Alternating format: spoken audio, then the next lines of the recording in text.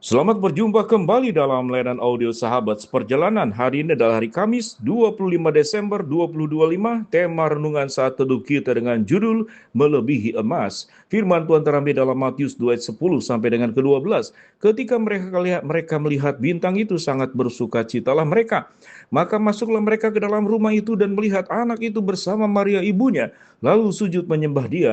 Mereka pun membuka tempat harta bendanya dan mempersembahkan persembahan kepadanya, yaitu emas, kemenyan, dan mur. Dan karena diperingatkan dalam mimpi supaya jangan kembali kepada Herodes, maka pulanglah mereka ke negerinya melalui jalan lain. Mari kita berdoa. Bapa dalam surga, di hari Natal ini kami mendapatkan sesuatu yang lebih berharga dari harta benda apapun yang ada di dalam dunia, emas, perak, perunggu, kemenyan, mur, atau apapun juga. Dalam nama Tuhan Yesus kami berdoa. Amin. Shalom sahabat seperjalanan yang dikasih Tuhan. Kalau ditanya apa yang paling berharga dalam hidup ini, bagi mereka yang sedang kelaparan, maka yang berharga adalah makanan. Bagi mereka yang sedang kehausan, maka yang berharga adalah minum. Bagi mereka yang sedang kedinginan, maka yang berharga adalah tentu selimut dan pakaian tebal. Bagi mereka yang sedang mau tenggelam, maka yang paling berharga adalah pertolongan atau ban penyelamat.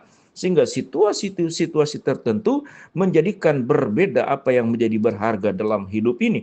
Tetapi apapun perjuangan di dalam dunia ini, pada akhirnya kita akan mengalami kematian. Sehingga yang paling berharga kalau boleh dikatakan, kita terbebas dari dua macam kematian. Satu, tentu kematian fisik kita tidak bisa terbebas. Tetapi kematian fisik itu akan diubah oleh Allah dengan dibangkitkannya kita dari kematian fisik.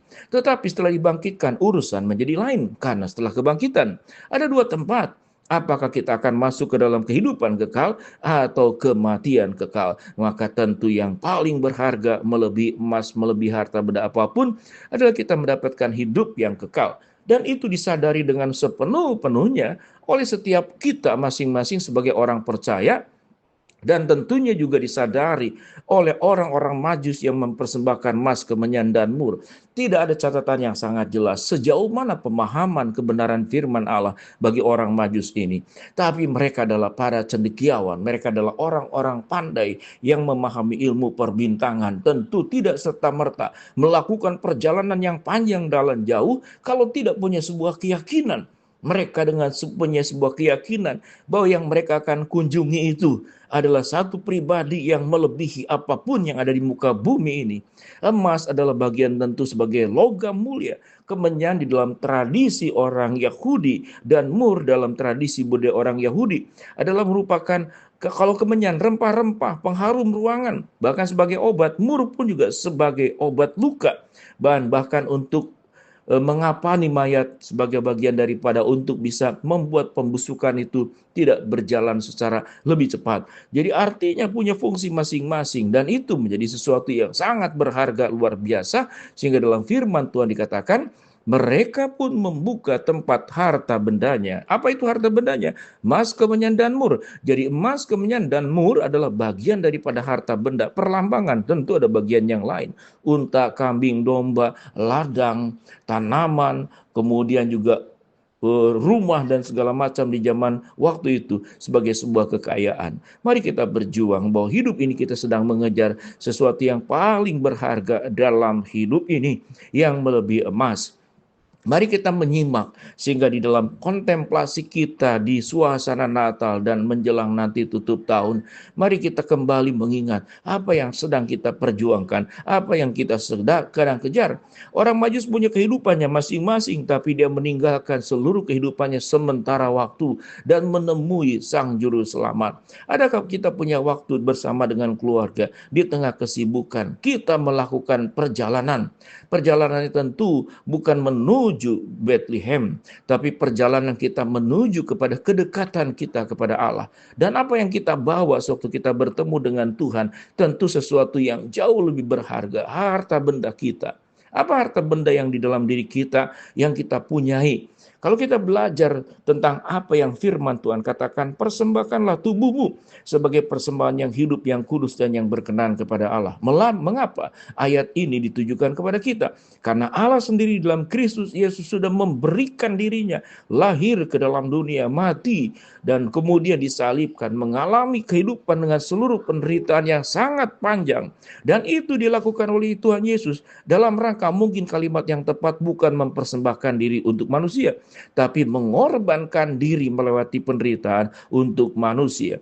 Kalau Yesus melewati sebuah perjalanan panjang hanya dengan satu alasan, dia mencintai kita, dia mengasihi kita, dia tidak ingin kita mengalami celaka, dia tidak ingin masuk ke dalam lubang kebinasaan, dia tidak ingin kita hidup terpisah dari Allah. Maka itu yang dilakukan oleh Yesus dengan sepenuh hati. Kalau kita mengingat ayat, kasihilah Tuhan Allahmu dengan segenap hatimu, dengan segenap jiwamu, dengan segenap kekuatanmu, dengan segenap akal budimu, itu juga yang dilakukan oleh Yesus, mencintai kita dengan segenap hati, dengan segenap kesungguhan, dengan segenap kuasanya. Bagaimana kita jangan sampai kemudian menjadi bagian daripada hidup dalam kegelapan, tapi diangkat ke dalam terangnya yang ajaib. Mari kita terus belajar memperbaharui sebelum kita menutup tahun ini. Kita akan memperbaiki diri kita akan menolong rumah tangga kita juga akan menolong menjernihkan pikiran kita, kemudian menjernihkan hati dan perasaan kita. Apakah ada dosa yang ada di dalam seluruh kehidupan pribadi kita, yang pada akhirnya itu berdampak buruk kepada situasi dan kondisi keluarga.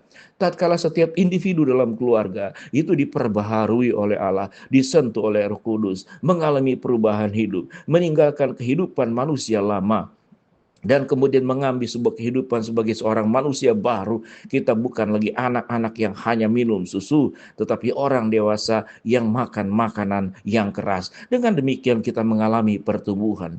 Biarlah Natal tidak hanya mengalami sukacita, Natal tidak hanya berbicara tentang kelap-kelip pohon, bukan tentang acara-acara yang menarik di gereja, bukan bicara tentang kado, bukan bicara tentang center class, tetapi tentang kasih Tuhan yang melewati masa-masa sulit demi menyelamatkan kita masing-masing. Biarlah kita berjuang. Ya Tuhan, kalau Engkau sudah memberikan nyawamu, aku akan memberikan sebagaimana orang Majus menyerahkan harta bendanya, emas, kemenyan, dan mur. Dan yang Tuhan minta dari setiap kita masing-masing, apa yang dipersembahkan, yaitu ketulusan, kesungguhan, ketaatan, kesetiaan, kepatuhan yang sepenuh-penuhnya. Kita berjalan bersama dengan Tuhan, tidak menyimpang ke kiri dan ke kanan. Kita berkomitmen, ya Tuhan, kalau Engkau sudah mencintai kami, menyertai kami dengan setia, memberikan semua yang terbaik kepada kami dengan sangat luar biasa, ajarkan kami supaya kami pun melakukan perkara yang sama. Kami belajar setia, belajar taat, belajar patuh, belajar tunduk sepenuh-penuhnya kepada firman-Mu, dan menjalankan kehidupan kami di dalam pimpinan firman Tuhan. Dan biarlah hidup kami benar-benar bisa menjadi berkat, kami bisa menjadi emas, kami bisa menjadi mur, kami bisa menjadi kemenyan yang mengharumkan orang lain, mengharumkan nama-Mu kepada orang banyak, sehingga Tuhan dipermuliakan. Dan ada banyak orang yang kemudian mengalami keselamatan di dalam Kristus Yesus yang lahir untuk kami semua. Melebihi emas, mari kita berdoa. Bapa dalam surga, hamba-Mu berdoa buat sahabat seperjalanan yang sakit, Tuhan jamah sembuhkan, yang sedang menghadapi masalah, Tuhan bukakan jalan, yang sedang berdoa mengharapkan sesuatu, Tuhan kabulkan sesuai dengan waktu rencana Tuhan yang terbaik. Bila ya Tuhan, kami boleh memberikan yang terbaik, melebihi emas. Kami memberikan yang terindah untuk kemuliaan Tuhan. Di dalam nama Tuhan Yesus kami berdoa. Amin. Shalom, Tuhan memberkati kita semua.